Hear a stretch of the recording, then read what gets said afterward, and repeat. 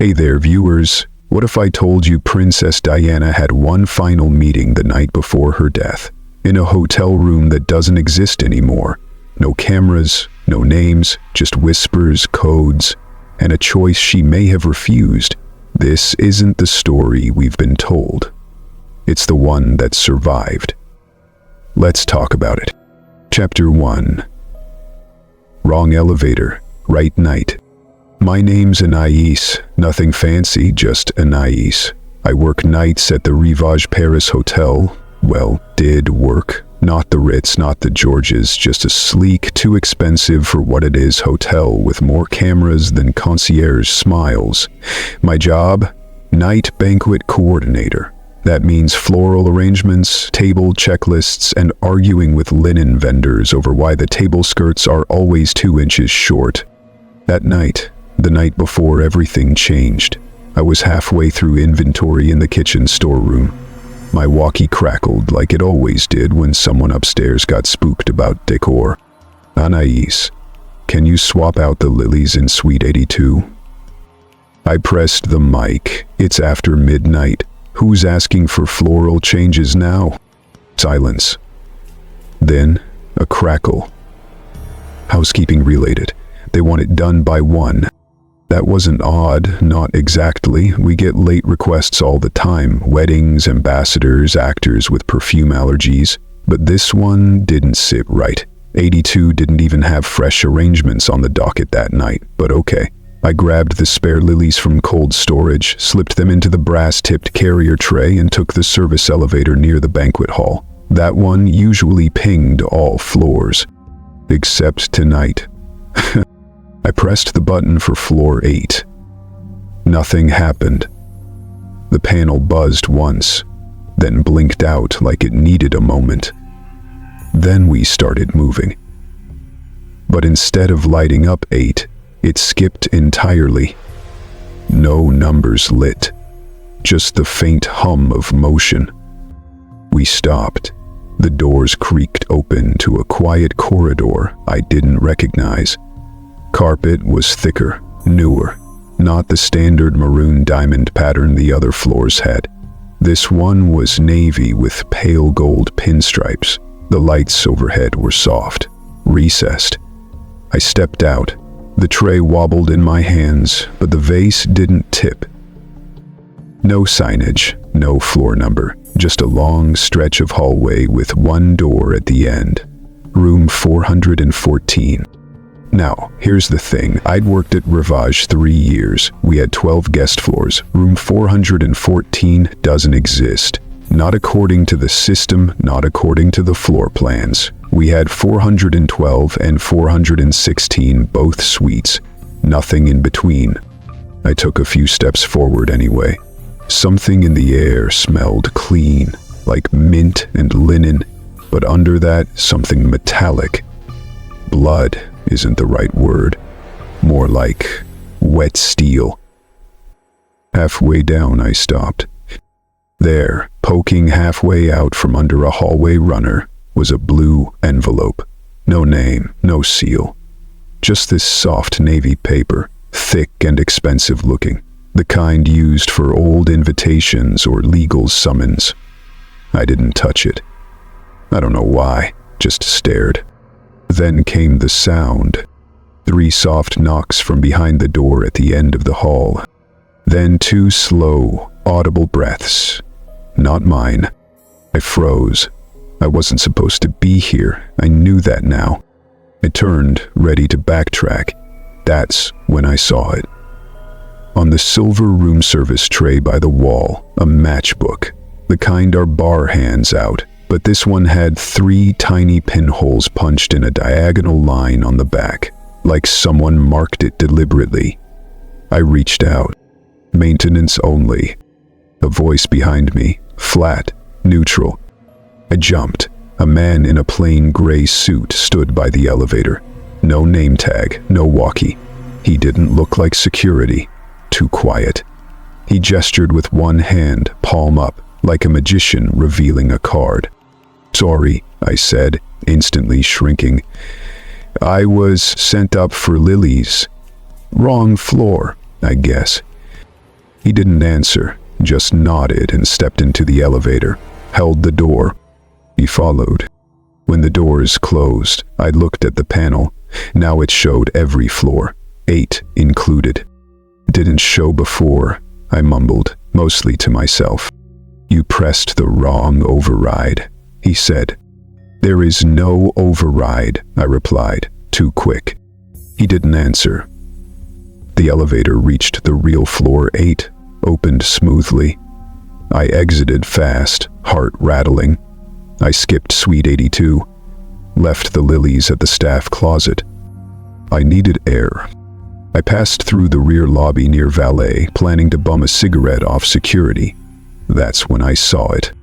A black sedan idling near the curb. Nothing new, but its windows were darker than hotel standard. In front, a bellman handed off 2 printed route maps to the hotel security chief, a lean, bald man with a headset I never saw him wear. He took both maps, looked at them under the yellow glow of the exterior lamp.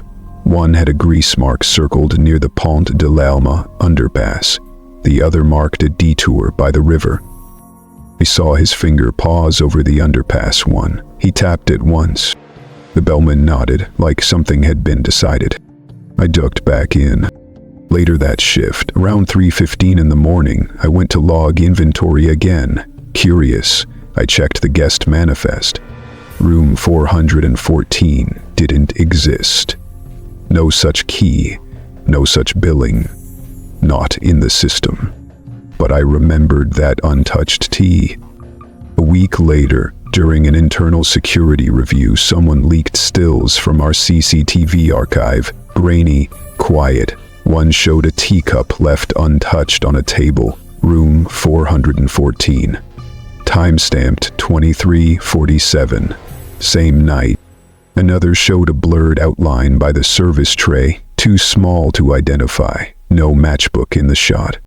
That day, the flowers wilted, untouched in the storage closet. I should have thrown them out. I didn't. When I finally ended my shift, I stepped back into the elevator, the same one.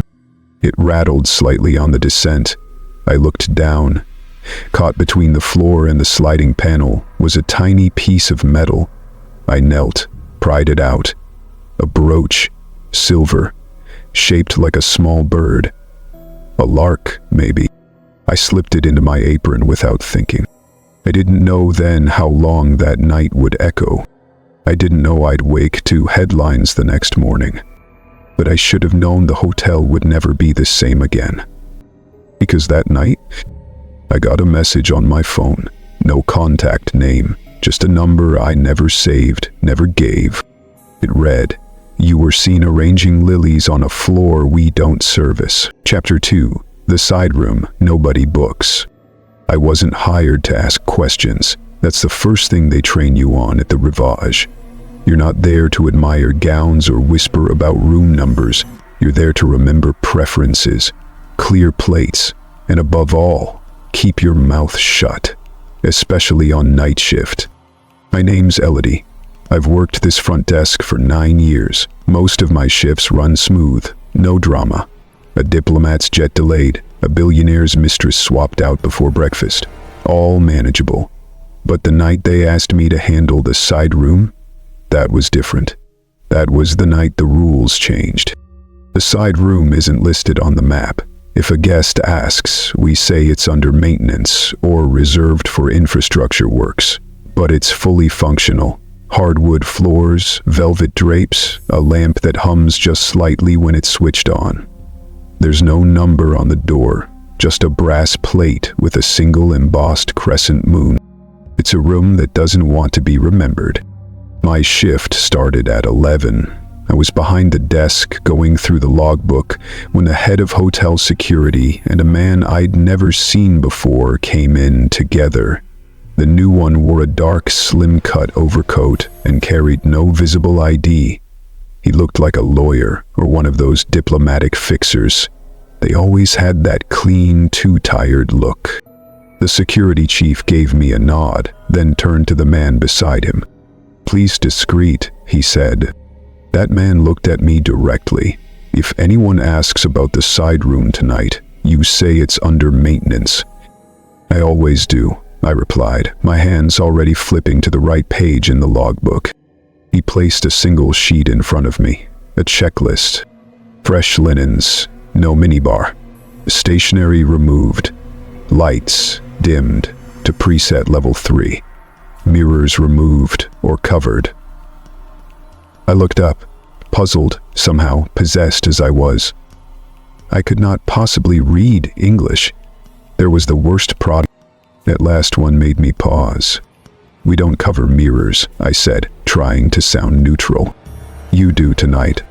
No further explanation came, and again, that's how things worked. You never asked why, you just wrote down the instruction and initialed next to it. At 12:26 a.m. the courier arrived. Slim man, perhaps early 30s, with a tired face and clean fingernails. He wore black gloves even though the air was warm. I buzzed him in through the staff entrance, where security didn't bother with scans.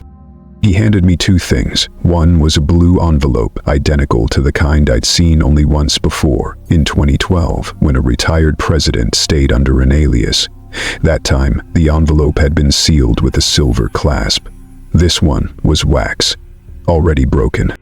The second item was stranger, a cassette dictaphone, the kind my father used in the ADS. On the label was a date, written in ballpoint pen and a single initial D. No context, no instructions. He placed them in my hands, gave a nod and walked away, never said a word. 15 minutes later, a second visitor arrived. Not through the front, not even through the staff hall. She came in through the valet tunnel. This time, it was a liaison from Maison Revel, the Riviera jeweler. She wore all white, even her shoes, no box in her hands, just a slim envelope, pale peach in color. The scent hit me first. Faint, floral, something like jasmine, but more private, more complicated. I asked if she needed a signature. She smiled. "You'll know," she said, then turned on her heel and vanished back into the night. I locked both envelopes and the dictaphone in the side room safe, left the key in the drawer beneath the concierge desk, and checked the time. 1:12 a.m. Then came the real arrival. It wasn't like in the movies. No entourage, no flashes. A single staff car pulled up by the garden-level entrance, one of ours, but with a private plate swapped in. The driver was careful to idle behind the decorative yew hedges where the camera couldn't catch his face. Out stepped 2 women, both in soft gray coats. One carried a large folder of what looked like travel papers. The other held nothing but an umbrella, though the sky was clear. Inside the car, the third figure sat still. You could tell she was someone, not by how she moved, but by how everyone else moved around her. As planned, we activated the decoy sequence. Another car circled the block with a twin license plate and a dummy passenger, hat pulled low. It was an old tactic. Confuse cameras, distract the eyes. Back inside, I prepped the side room as instructed. There's a ritual to it. The drapes must be drawn, but not fully. One chair turned slightly away from the table. Temperature set to 22 degrees Celsius. Tea tray left untouched. No sugar, no lemon. There's a song I used to love. I covered the single mirror in the room with a cloth napkin. When I glanced back at it, the outline of my reflection still bled faintly through the cloth. At exactly 1:27 I heard it. 3 knocks. Few slow breaths. Then the door clicked open from the inside. I didn't see who opened it. I only saw a gloved hand emerge, take the blue envelope, and withdraw. A woman's voice, soft but steady, followed. "I'll decide after." No other sounds, no other movements. I stepped back, checked the logbook, and time-stamped the retrieval, 1:28. I didn't look at the cassette again, but I noted the safe was now slightly ajar. That was the moment I started to worry.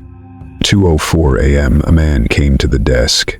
Didn't look like paparazzi, but you can always tell the ones trying too hard not to be. He ordered cold tea with extra ice, a strange order in the middle of the night. But that's the tell. It's a trick used by tabloid stringers. They use it to time movement. Tea doesn't lie. The faster it cools, the shorter the wait.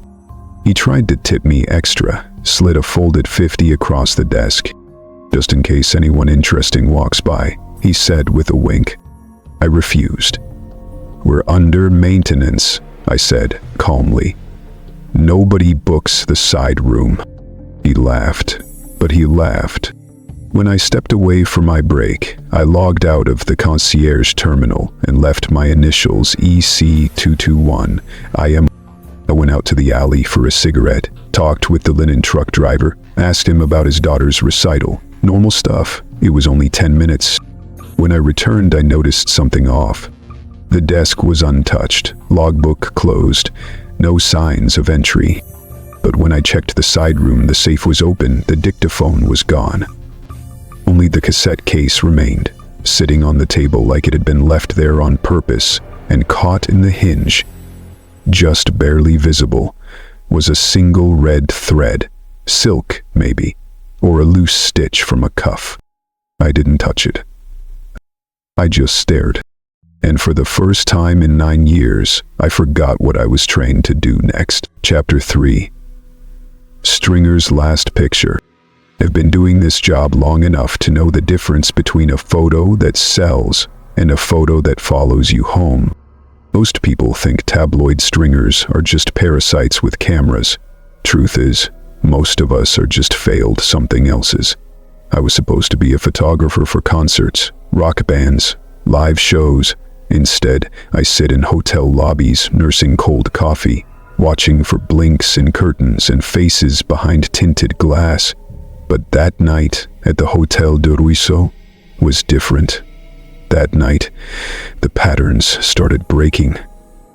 I'd been posted up at the Rivage bar for nearly 4 hours. That's where most of the good leaks start.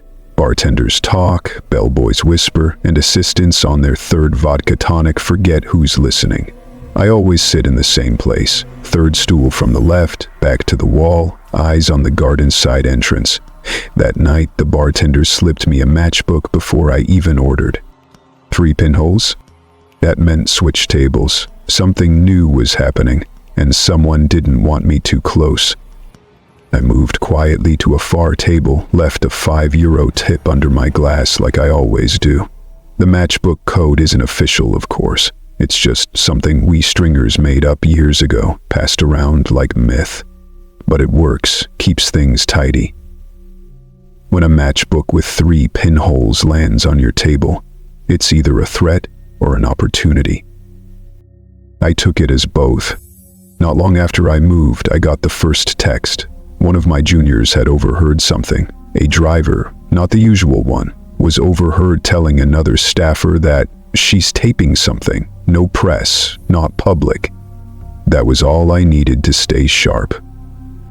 She could only mean one person.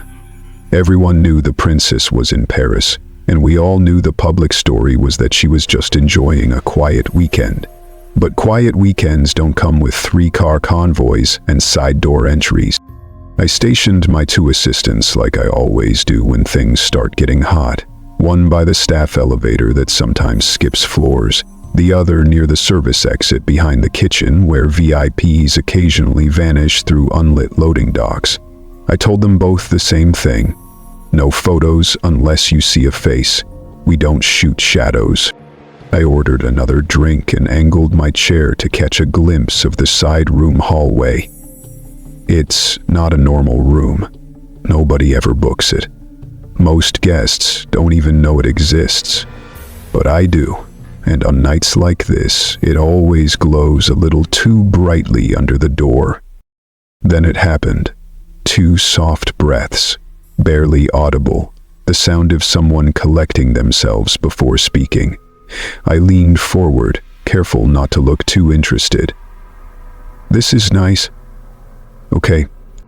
"No recordings leave this floor," a woman's voice whispered.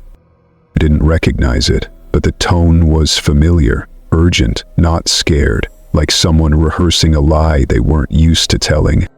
I checked my phone.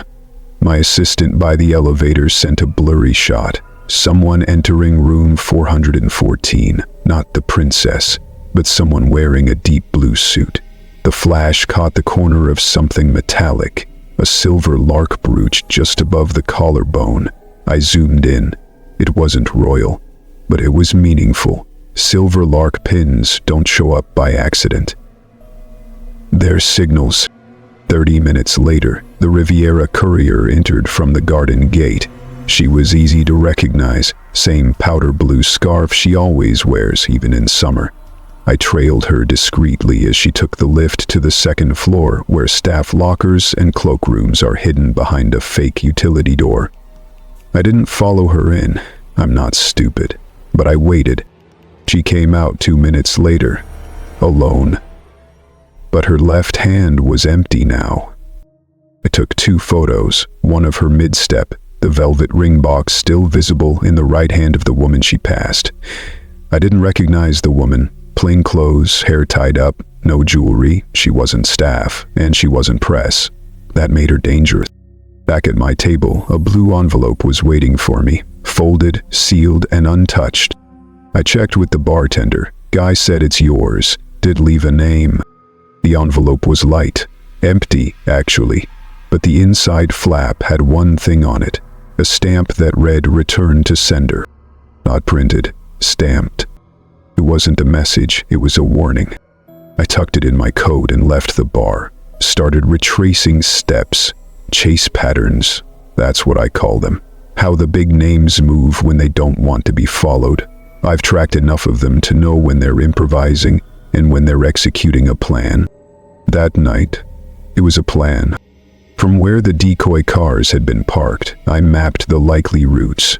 The only blind spot, the one part of the city with no cameras, no paparazzi, no satellite sweeps after midnight, is the Pont de l'Alma underpass. You'd think people would avoid tunnels after all the stories, but that's exactly why it works. Nobody expects lightning to strike the same place twice. I texted one word to my burner list. Underpass. The moment it sent, I watched 3 photographers leave their posts and head for scooters. One blogger got into a black sedan without even finishing his wine. They trusted me, or at least they trusted my patterns. But we never saw her leave. No photos, no exit footage, no rear view. 3 hours later, I got a new message. No text, just a photo. A paper map, creased, coffee-stained, clearly printed in haste. There was a grease pencil circle drawn around the Alma tunnel, and just below it, a fingerprint, barely smudged. It wasn't mine, and it wasn't hers. Before I could react, the photo vanished. Auto-direct timer. I screenshotted it in time, but when I tried to upload my entire roll of shots from the night, the brooch, the courier handoff, the blurred exit lifts, the system froze. My login credentials failed. My VPN kicked me off. And then, on the upload screen, a message appeared. Cold tea, hot hands. Drop it. It didn't scare me. It chilled me. Because that's not a threat.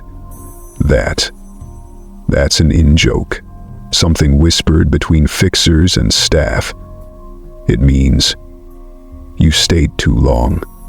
You overheard the part you weren't supposed to, and now the room's already empty, and your hands are still warm from carrying the wrong truth. That's when I realized I was never chasing the story. The story had led me here. One breath, one matchbook, one click at a time. Chapter 4. Room 442. Mirrors covered.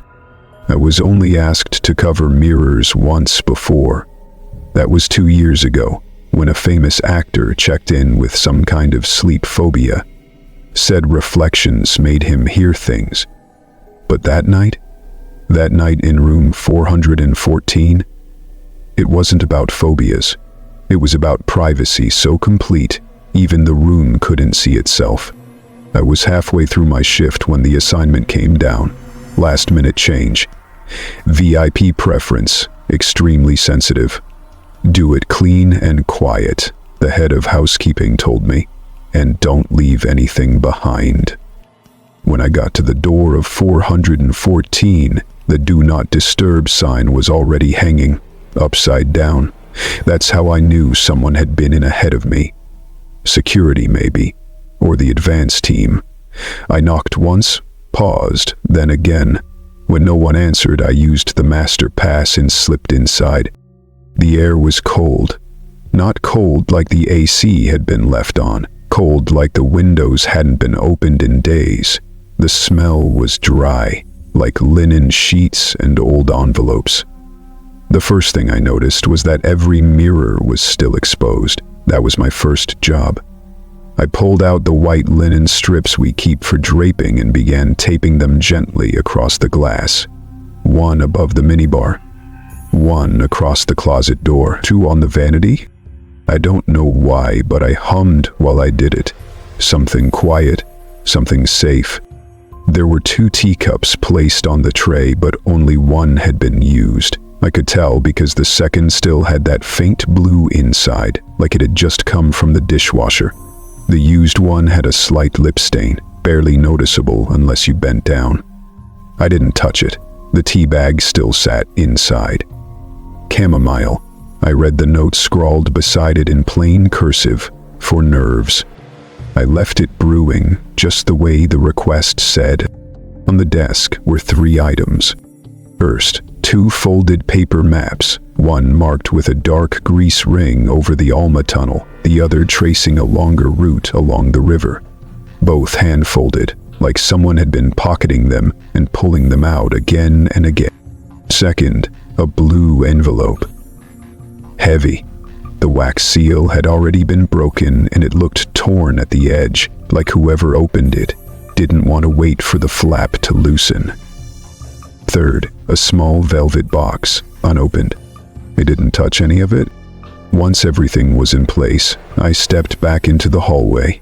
I was told to wait down the corridor until the guest arrived and to stay available for anything routine. I didn't expect to still be there 30 minutes later.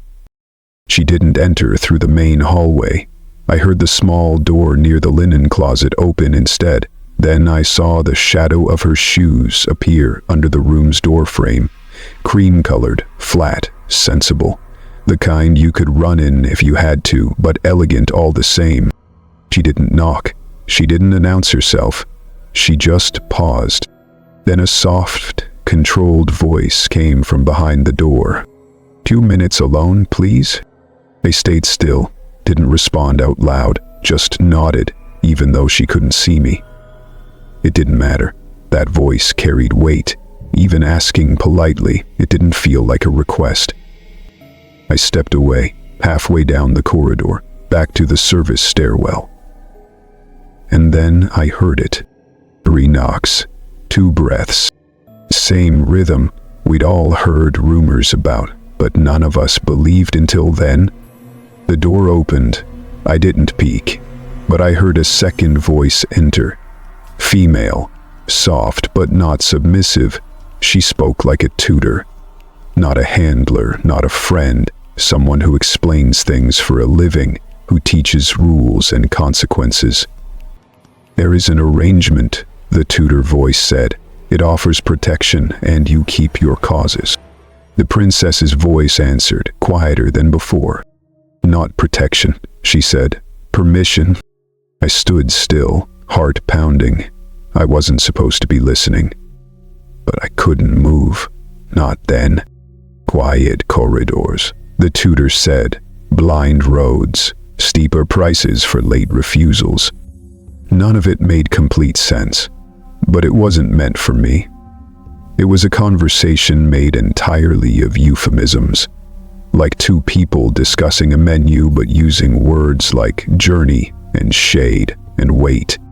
Then the princess asked a question that chilled me. If I say no, do you stop the chase?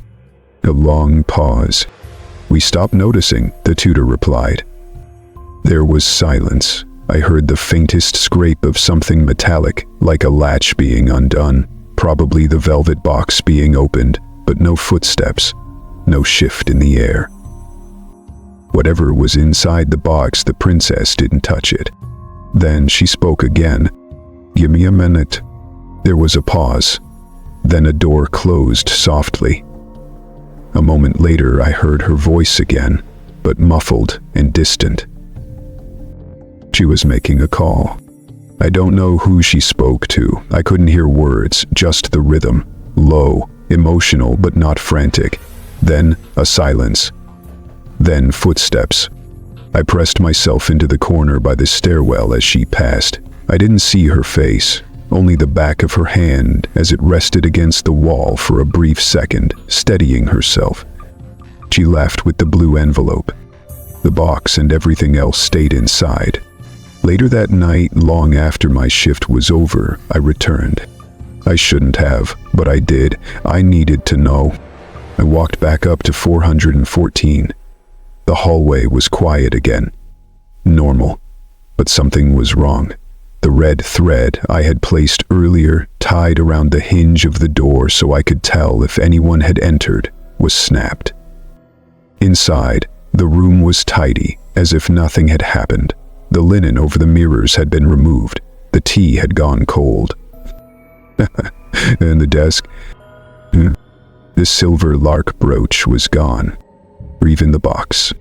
The only thing left was a faint smudge on the glass of the vanity where a fingertip had pressed once and then lifted. I never told anyone what I heard. Not really, not everything. Because it wasn't just a meeting. It was a decision. And the person who left that room was not the same as the one who entered. Chapter 5. The map, the tunnel, the silence. There's a rhythm to city nights you only notice when you work in traffic control. Not the honking or the sirens or the nightlife echoing through alleys. That's the obvious stuff. I'm talking about the quiet patterns. The way certain cameras flicker between 1:13 and 1:15 like they're clearing their throat. How construction reroutes get logged 5 seconds late and nobody cares unless someone gets hurt. That kind of rhythm. I was on shift that night. I'm not going to pretend I knew everything that was happening, but I saw what I saw. And there are things I still don't talk about. Not to coworkers, not even to myself out loud. The shift was normal until it wasn't. There had been a flagged maintenance outage scheduled near Pont de l'Alma. Standard wiring repair, only supposed to affect 2 feeds. But by 11:40, I'd lost 5 cameras. One of them was pointed directly at the western entrance to the tunnel. That's not uncommon. Power loads get redistributed weirdly at night. But what tipped me off was that nobody logged a reroute. The software usually kicks up an automatic alert. Alternate monitoring suggested. I got nothing. I radioed upstairs, asked if the city was testing anything. The reply was short. Expect VIP drift. That phrase stuck with me. VIP drift. It means a protected movement is happening off record. You don't log it. You don't trace it. You watch, but you don't save. Instead, you cry and watch for it. A few blocks away, across the city's spine, a courier sat on his bike just outside a patisserie that closed at midnight. He'd done this before, waited without names, without questions, sometimes getting handed a paper slip, sometimes nothing. He didn't ask, he just listened. That night, he kept tapping the edge of his tank with the back of his glove. 3 light taps, pause, then 2 short breaths. He didn't know why he did it, it just calmed him. People think couriers ride with wind in their hair, romantic and free. That's nonsense. Most of the job is waiting, parking near dark corners, reading traffic like a gambler watching dice. And in some jobs, when the clients were nervous, the delivery's private. You avoided radios, they leaked. Everyone knew that. So tonight, it was all paper. At 12:03, the courier spotted the first car. Big, clean, wrong license plate for a Saturday.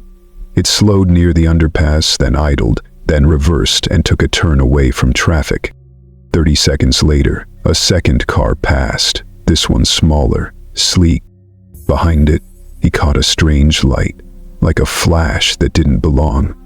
Not paparazzi flash, something warmer, dimmer, but sharp. Sound came right after, not a bang, not really, a hollow kind of pop, like a glass bottle under pressure finally giving way. Could have been a firework, could have been nothing, could have been a flashbulb rig. He won't swear either way. In the control center, I'd already marked the outage zone manually.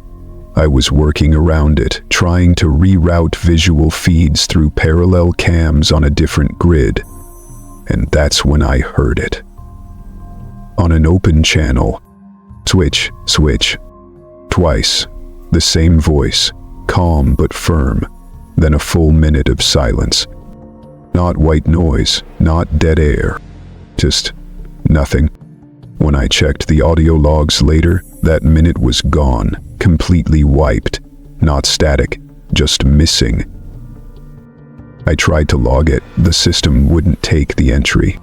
Meanwhile, the courier had turned the corner after the second car. He slowed at the tunnel's mouth. The city's sound faded as he rolled inside. It's always like that in tunnels.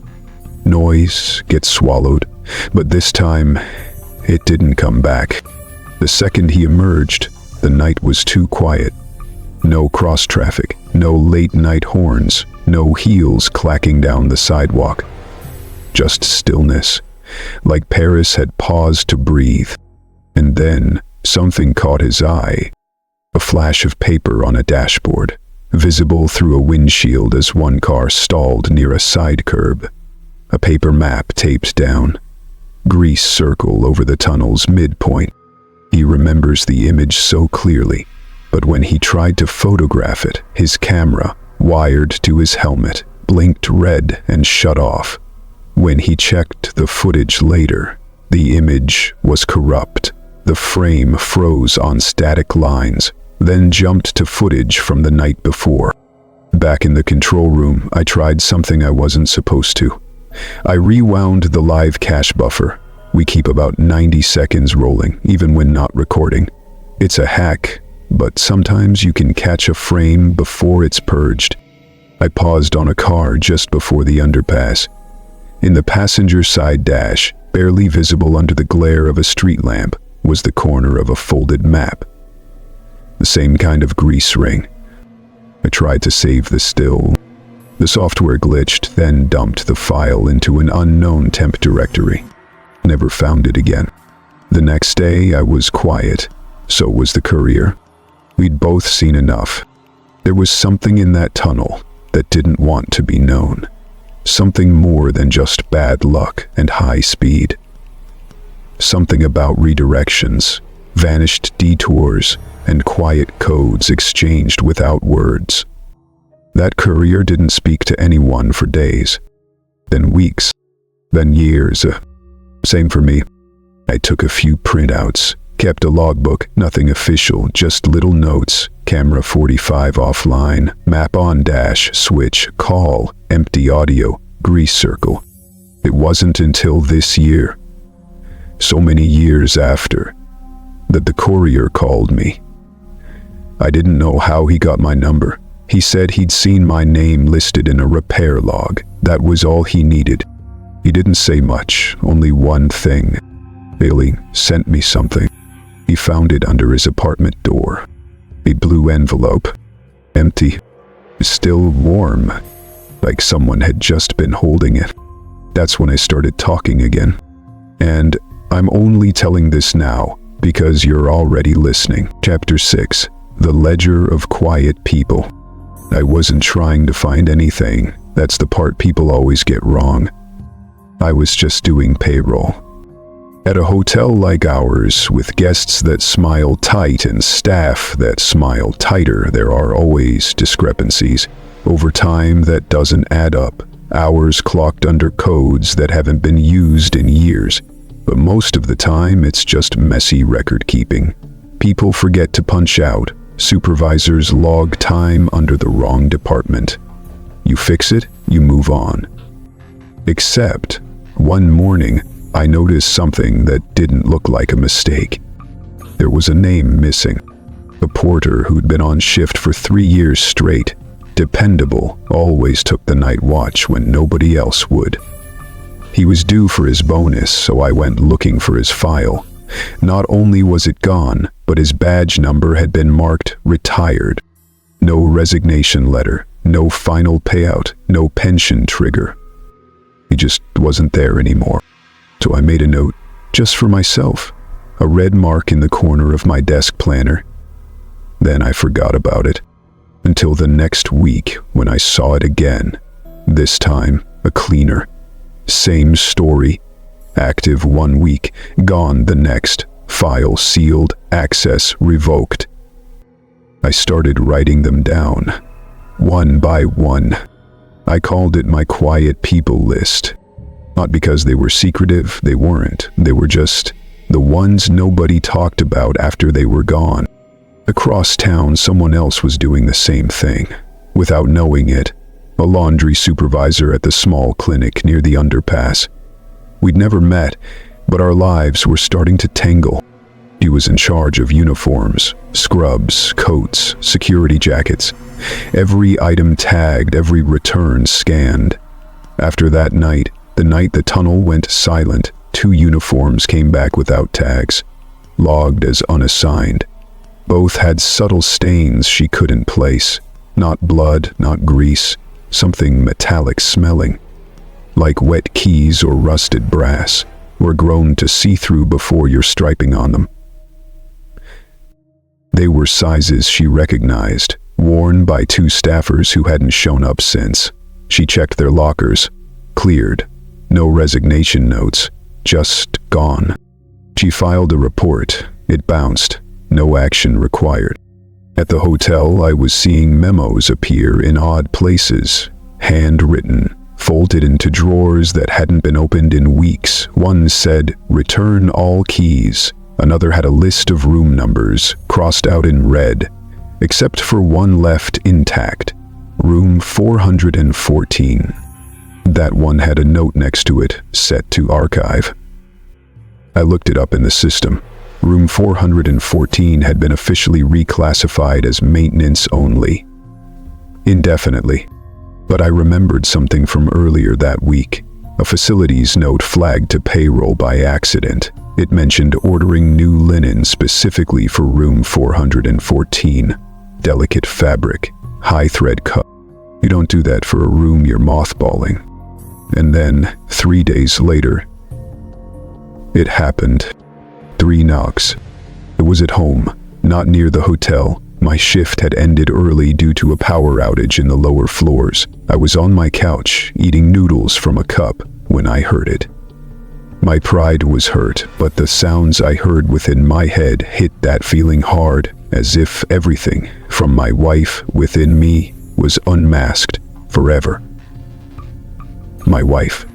3 knocks. Rhythmic, even. Then, 2 slow breaths. No one was at the door when I opened it, but something had been left on the mat. A brooch. Silver. Shaped like a lark, mid-flight, wings tilted upward just a little. I picked it up and turned it over. The clasp didn't lock. It had a tiny groove, and when I pushed it with my nail, the back clicked open. Inside was a tiny matchbook. 3 pinholes. And behind the matchbook, a slip of paper, folded twice. It read, "Stop keeping ledgers." My heart dropped. I hadn't told anyone, not even friends. My ledger wasn't even digital.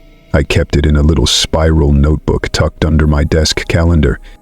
I sat there for what felt like an hour. Then I got up, went to work early, and photocopied every page. I put it all in an envelope and mailed it to myself, registered, signed delivery, just in case. The next day, I gave in my resignation. I didn't make a scene, I didn't say why, I just said I needed rest. A few years passed. The ledger stayed sealed. I kept the silver lark in a shoebox, hidden inside a drawer full of receipts I never filed. But then I met someone. Not in a romantic way. Imagine someone who looked like they'd seen something too. He was a banquet coordinator. Said he used to do night shifts. We met at a quiet cafe that didn't play music and didn't ask questions. We talked for 5 hours. He showed me something folded in wax paper. A blue envelope. Torn wax. Faint perfume. I showed him my photocopied pages. He pulled out a grease-smeared route map with a perfect circle around the underpass. He said he found a brooch once. I told him I had one too. We both laughed, not because it was funny, but because it was the first time we realized we weren't crazy. Someone or something had been making us think we were alone. Back at my apartment a week later, I checked the mail. Dated, there it was. The envelope I had mailed to myself years ago. Same address, my handwriting. But something was wrong. The seal wasn't torn. Instead, it was wrapped in blue wax. No postmark, no sign it had ever passed through the postal system. I opened it. Inside were my photocopies, intact. But something else had been added. Photo. Room 414. Mirror covered. Teacup cooling. And a line, handwritten in ink I didn't recognize. Some ledgers are read even when they're burned. Haven't spoken to anyone since. Until now. Because if you're hearing this, you've probably started keeping your own list. And you should know, they always knock first. Chapter 7. What was asked, what was refused. I don't know who started it. Maybe it was me, maybe the runner, or maybe the stringer buzzing back into town like an old radio signal. But somehow the three of us ended up at the same cafe, weeks apart, ordering cold tea and not drinking it. We didn't speak right away, just recognized things in each other. The way someone carries their shoulders when they're used to looking away. And slowly we pieced it together. A map, a lark, a list, a silence. Room 414 wasn't haunted, not in the way tabloids like to say, but it was built for moments like that night. Narrow enough for whispers to carry, thick carpet that could swallow a panic, mirrors draped in white linen so no one had to watch themselves give something up. She asked for 2 minutes alone. That part we all remember the same. The door clicked behind her, soft like a secret. The runner heard her voice, light but certain, as she asked, "Please wait outside." The tutor came in next. We only ever called her that, never a name. The kind of woman who could ask you to ruin your life and make it sound like favor. She didn't sit, didn't take the tea. She began with the phrase, "There is an arrangement." That's what stuck. Not a request, not a threat, just a plain sentence dropped into the center of the room like a coin. There is an arrangement. It offers protection, and you keep your causes. That line made us all pause. Each of us, in our own way, had held that sentence up to the light 100 times since. What kind of deal keeps your causes, and what does protection cost? The princess didn't answer right away. She stirred her tea once, clockwise, never drank it. Then came her reply. "Not protection," she said, "permission." It's one of those words that feels simple until you say it in a room like that. We remember the tutor's breath. Not words, just an exhale, as if she hadn't expected that answer. Or maybe she had. Maybe the whole thing was theater. One more page in a story everyone knew would end in the tunnel. She spoke again, this time slower. She said phrases like, "Quiet corridors." The blind wrote, "Cheaper prices for late refusals." We didn't understand them then, we do now. Quiet corridors were routes the cameras didn't touch, maybe because they were broken, maybe because someone made them that way. Blind roads were city blocks where the noise always swallowed the sound. No recorders, no one looking out windows. Steeper prices, we learned what that meant the hard way. They don't threaten you with jail or ruin. That's too loud, too noticeable. Instead, you find your emails unanswered. Your charity funding dried up. Photographers stop catching your good angles. Invitations stop coming. And your voice? It starts to sound like static to the people who used to listen. That's what they were offering her. "Take the silver lark," the tutor said, "and we will stop seeing what we see." Token, that's all it was meant to be. A brooch shaped like a bird, a pass, a contract without paper. But she left it behind.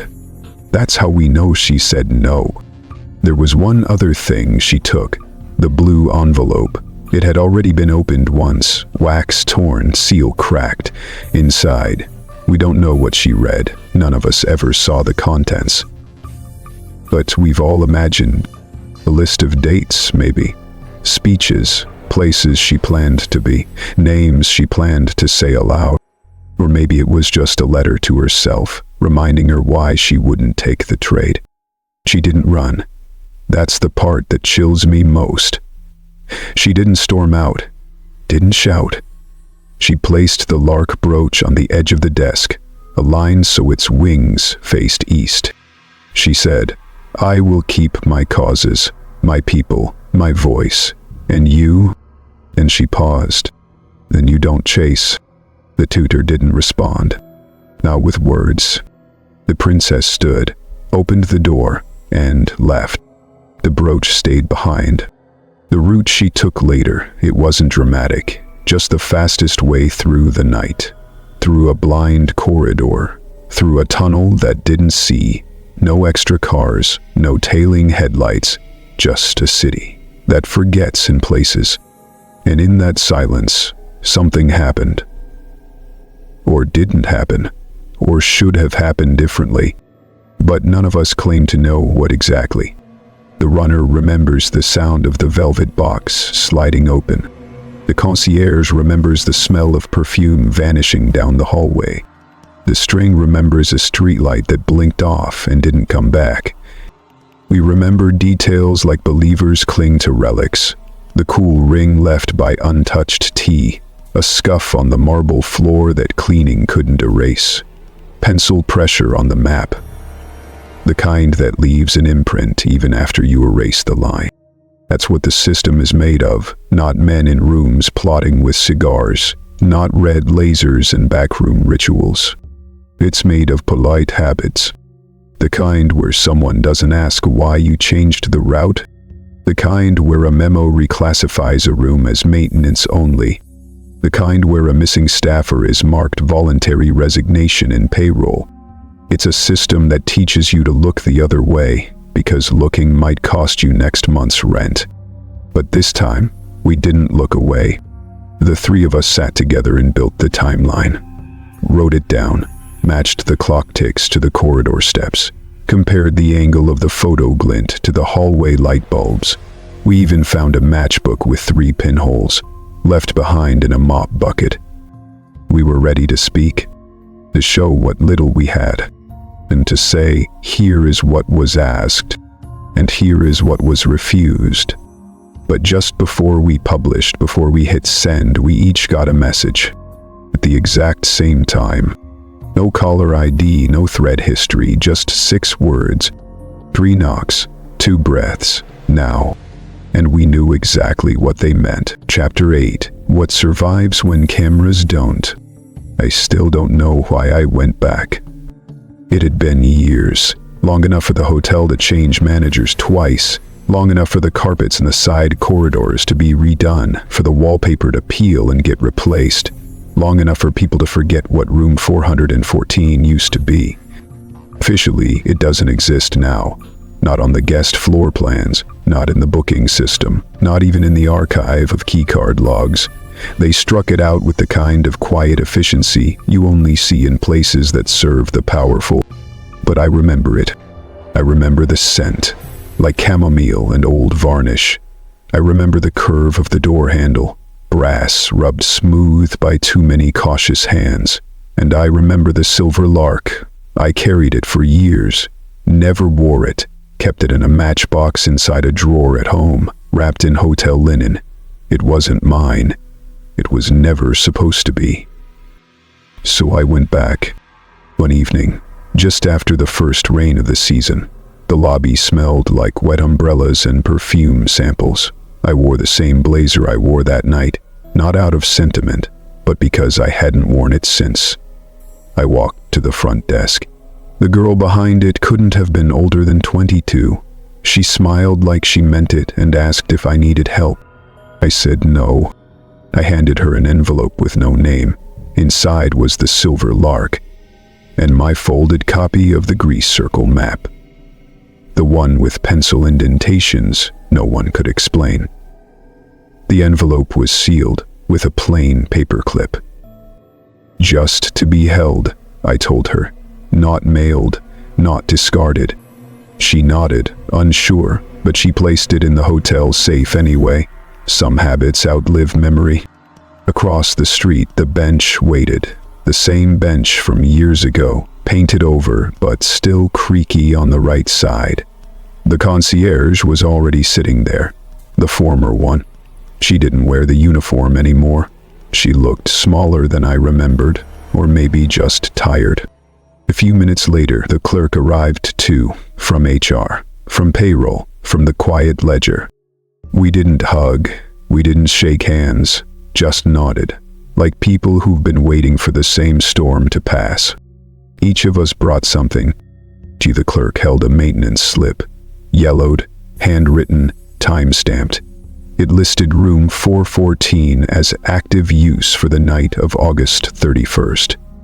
There was no department code, no guest name, just the scrawled phrase, per security request. The concierge brought her old logbook. She hadn't erased anything.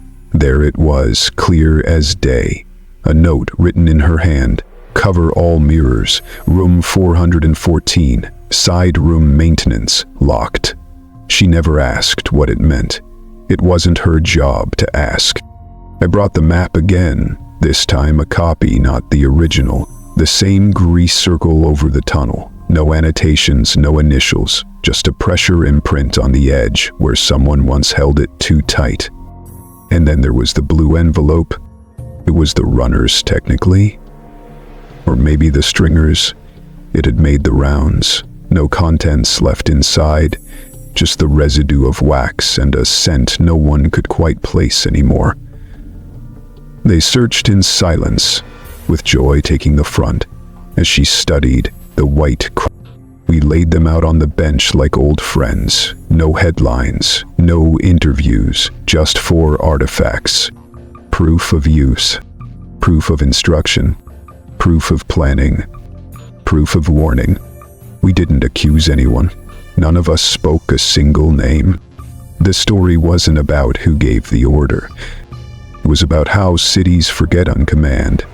We sat there, in silence for a while, watching the lights change on the boulevard, watching tourists snap photos of things they didn't know had ghosts.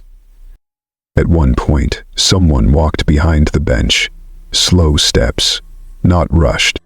3 distinct knocks on the slats. Then 2 measured breaths, and then silence. None of us turned around. We didn't need to. That rhythm, that code, it wasn't for threats anymore. It was a signature, a handshake left in air. A reminder. The concierge stood first. She straightened her scarf, said, "Well, I suppose we've remembered enough for today." The clerk followed. She held her folder like a shield. "I've started forgetting things lately," she said, "but not this." Me? I waited until they were out of sight. Then I crossed the street, back into the hotel. I didn't ask for a room. I didn't flash a badge or a key card. I just wandered the halls until instincts took over. 4th floor, service wing, past the linen closet. There it was, room 414. The number plate was gone, The frame painted over, but the light above the door still flickered like it always had. I didn't try to go in. I just stood there and saw it. A saucer, porcelain, set gently on the hallway floor, as if someone meant to pick it up but forgot. And on it, a ring of cold tea, recent, still wet at the edge. I didn't smile. That would have felt too neat, too much like an ending. Instead, I turned around and left the hotel the same way she did. Quietly, not chased, still not protected, but maybe, finally, with permission.